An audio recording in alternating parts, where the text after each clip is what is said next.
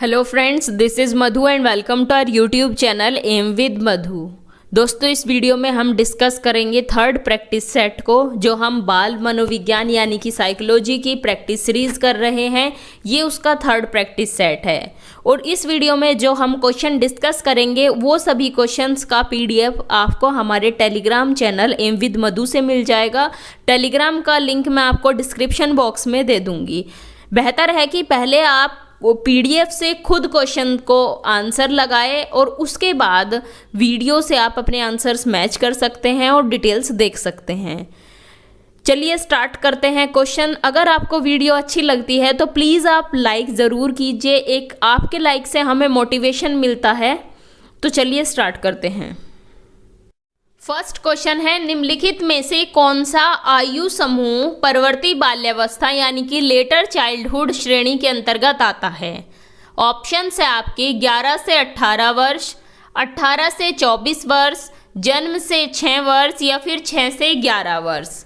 तो इसमें आपको बताना है जो परवर्ती बाल्यावस्था है यानी कि लेटर चाइल्डहुड का टाइम पीरियड बताना है। इसका सही जवाब है ऑप्शन फोर्थ, 6 से 11 वर्ष तक का समय काल होता है परवर्ती बाल्यावस्था का। तो फर्स्ट का राइट ऑप्शन है ऑप्शन फोर्थ। नेक्स्ट क्वेश्चन है, मानव व्यक्तित्व परिणाम है। ऑप्शंस है पालन पोषण और शिक्षा का, आनुवांशिकता और वातावरण की अंतःक्रिया का, केवल वातावरण का या फिर केवल आनुवांशिकता का। तो ये क्वेश्चन हम पहले भी डिस्कस कर चुके हैं। इसका राइट ऑप्शन होगा ऑप्शन सेकंड, आनुवांशिकता और वातावरण की अंतःक्रिया का। नेक्स्ट क्वेश्चन है, प्रकृति पालन पोषण वाद विवाद के संदर्भ में निम्नलिखित कथनों में से कौन सा आपको उपयुक्त प्रतीत होता है? ऑप्शन है आपके, एक बच्चा एक खाली स्लेट के समान होता है जिसका चरित्र परिवेश के द्वारा किसी भी आकार में ढाला जा सकता है।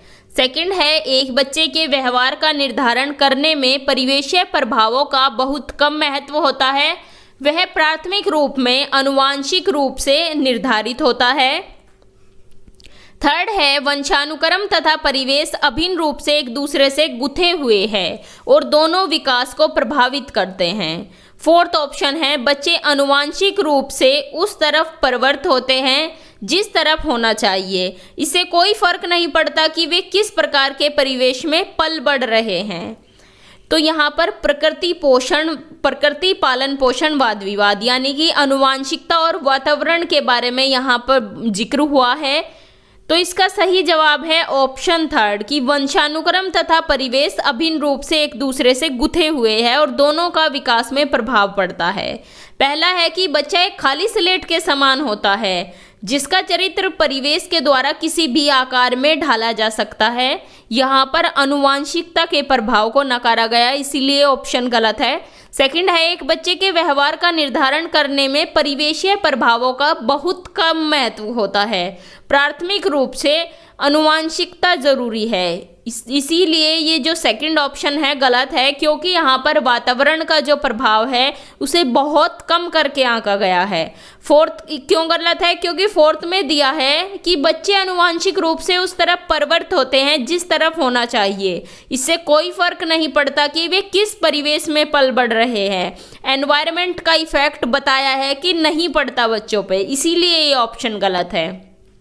इसका सही जवाब है ऑप्शन थर्ड कि जो वंशानुक्रम और हमारा परिवेश है वो एक दूसरे से अंतः संबंधित है और दोनों का विकास पर प्रभाव पड़ता है।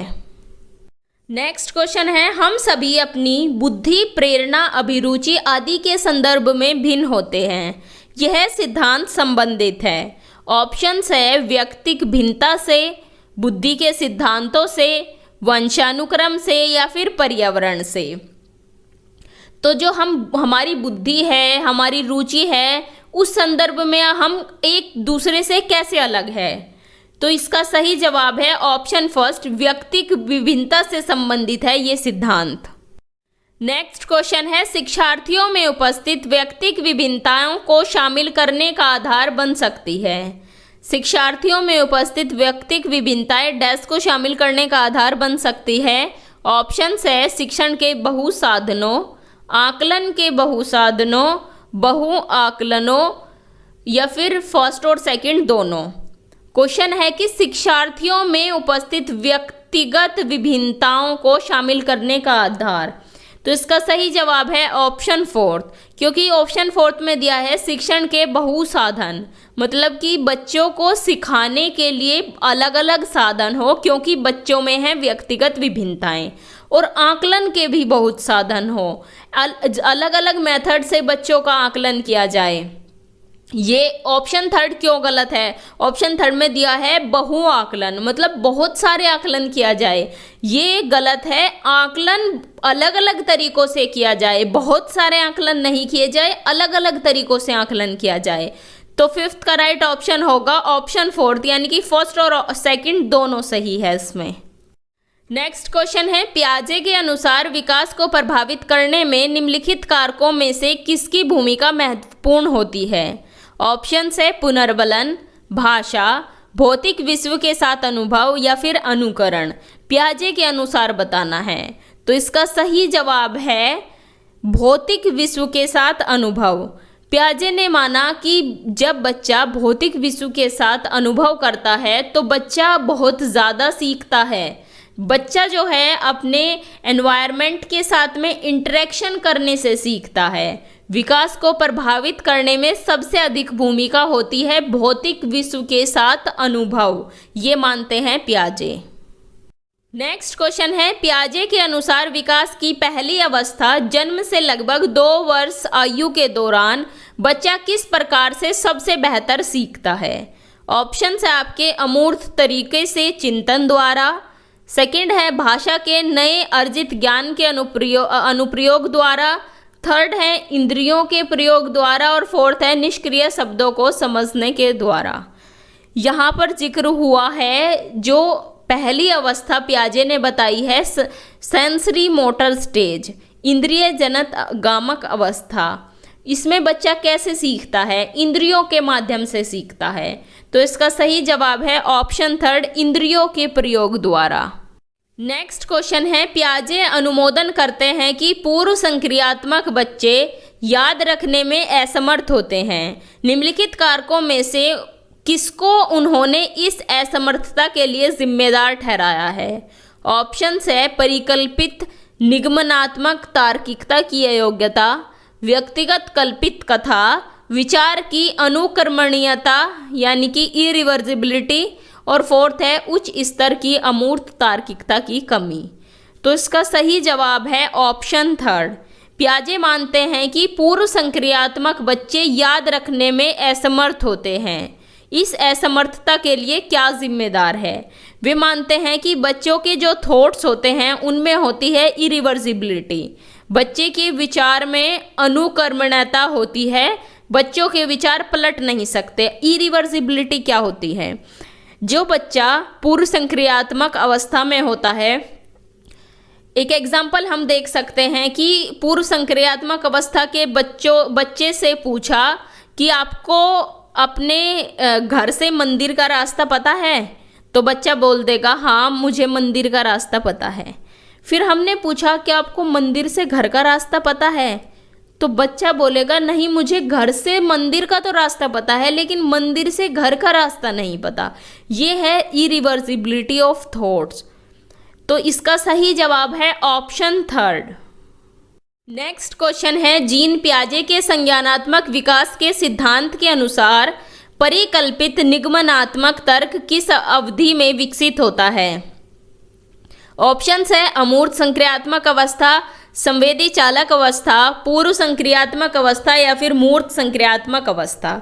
जीन पियाजे के संज्ञानात्मक विकास के सिद्धांत के अनुसार परिकल्पित निगमनात्मक तर्क किस अवधि में विकसित होता है? तो इसका सही जवाब है ऑप्शन फर्स्ट, अमूर्त संक्रियात्मक अवस्था में। जब बच्चा पियाजे के अनुसार फोर्थ स्टेज में होता है, अमूर्त संक्रियात्मक अवस्था फॉर्मल स्टेज में होता है, तब बच्चे में परिकल्पित निगमनात्मक तर्क विकसित हो जाता है। तो 9th का सही जवाब है ऑप्शन फर्स्ट। 10th और लास्ट क्वेश्चन है शरीर के केंद्रीय भाग से परिधियों की ओर का विकास दर्शाता है। ऑप्शंस है विकेंद्रीकृत विकास के सिद्धांतों को, मध्य बाह्य विकास के सिद्धांतों को, सोपानीय विकास के सिद्धांतों को या फिर विकरणीय विकास के सिद्धांतों को। शरीर के केंद्रीय भाग से परिधियों की ओर विकास, इसको क्या बोला जाता है? इसको बोला जाता है प्रॉक्सिमो डिस्टल डेवलपमेंट, यानी केंद्र से बाहर की ओर। विकास दो तरह के होते हैं, सेफेलोकैडवल और प्रॉक्सिमो डिस्टल। सेफेलोकैडवल में विकास का क्रम होता है सर से पैर की ओर, और प्रॉक्सिमो डिस्टल में होता है केंद्र से परिधि की ओर, यानी कि अंदर से बाहर की ओर। तो 10th का सही ऑप्शन है ऑप्शन सेकंड, मध्य बाह्य विकास के सिद्धांतों को, यानी कि प्रॉक्सिमो डिस्टल। आई होप कि आपको सभी क्वेश्चन समझ आए होंगे। यहाँ 10 क्वेश्चन हमारे कंप्लीट होते हैं। मिलते हैं आपसे नेक्स्ट वीडियो में। Thanks for watching. अगर आपको वीडियो अच्छी लगी हो तो इसे लाइक करें, अपने व्हाट्सएप स्टडी ग्रुप में शेयर करें और चैनल को सब्सक्राइब करें, और साथ ही बेल आइकन को भी प्रेस कर दें, जिससे आपको लेटेस्ट वीडियो के नोटिफिकेशंस मिलते रहें।